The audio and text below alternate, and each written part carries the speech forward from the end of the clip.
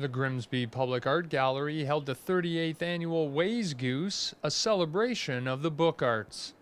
We bill Wayzgoose as our book arts fair. It's really a crucial thing to let visitors know how books used to be created in the days before we had computers. I am a commercial letterpress printer, also do private press printing, using all letterpress equipment and movable type. Movable type is a 500 some odd old year invention of individual pieces of lead with a wrong reading relief character on it that when set into lines and printed, you get a right reading type on a page. So major innovation as far as the written word is concerned. Lisa Agnew of Totem Works in Welland was demonstrating how to make handmade paper. All my paper comes from scrap material left around the house, newspaper, flyers, just scrap paper. So it's a pretty simple process to do. So what I have here is this is my vat of pulp, and it's just actually leftover scrapbook paper bits, but you can use anything. So I just kind of stir it up here to get the pulp evenly distributed. And then this is called the decal. This makes the nice edge around my paper. These are the drawing sheets that I interleave. This is one that I've made here already. And put my new drawing sheets down there like that. And then, so the decal just sits on top of the screen. Usually goes in about a 45-degree angle.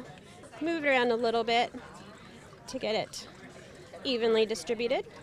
Just let the water drain a bit. Also use a cellulose sponge to kind of sop up some of the extra water.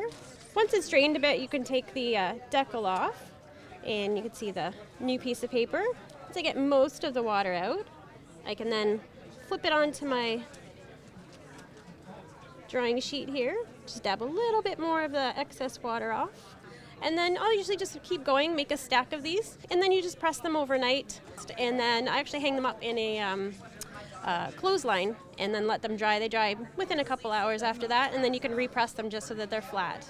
Wayzgoose is actually an Old English term, and it basically designated a big celebration, a party that was given by a master printer when his apprentices completed their apprenticeship and were ready to be launched out into the world as accomplished journeyman printers on their own. So the master printer would typically throw a party, and that event was called a Wayzgoose. The Grimsby Wayzgoose started in 1979 as a small gathering of friends and colleagues. Our founding director, Bill Poole, was a printmaker by trade. He learned how to set type back in the days when it was still important to be able to set type. He and a group of his fellow letterpress printmakers decided it would be a good idea to get together and have an event.